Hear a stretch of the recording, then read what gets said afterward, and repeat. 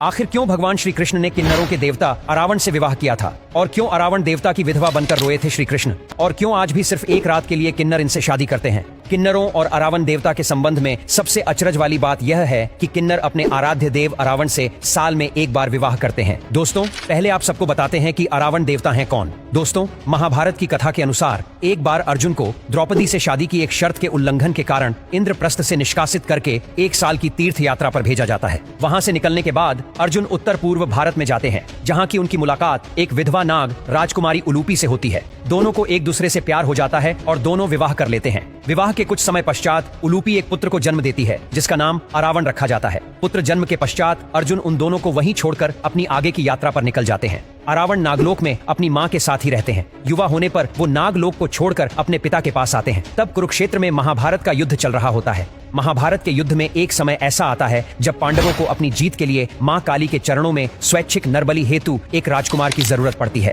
जब कोई भी राजकुमार आगे नहीं आता तो अरावण खुद को स्वैच्छिक नरबलि हेतु प्रस्तुत करते हैं, लेकिन वो शर्त रखता है कि वो अविवाहित नहीं मरेगा। इस शर्त के कारण बड़ा संकट उत्पन्न हो जाता है, क्योंकि कोई भी राजा यह जान हुए कि अगले दिन उसकी बेटी विधवा हो जाएगी, अरावण से अपनी बेटी की शादी के लिए तैयार नहीं होते हैं। जब कोई रास्ता नहीं बचता है तो भगवान श्री कृष्ण स्वयं को मोहिनी रूप में बदलकर अरावण से शादी करते हैं। अगले दिन अरावण स्वयं अपने हाथों से अपना शीश मां काली के चरणों में अर्पित कर देते हैं। अरावण की मृत्यु के पश्चात श्री कृष्ण उसी मोहिनी के रूप में काफी देर तक उसकी मृत्यु का विलाप भी करते हैं। अब चूंकि श्री कृष्ण पुरुष होते हुए स्त्री के रूप में अरावण से शादी रचाते हैं, इसलिए किन्नर, जो कि स्त्री रूप में पुरुष माने जाते हैं, वो भी अरावण देवता से एक रात के लिए ही शादी रचाते हैं और उन्हें अपना आराध्य देव मानते हैं।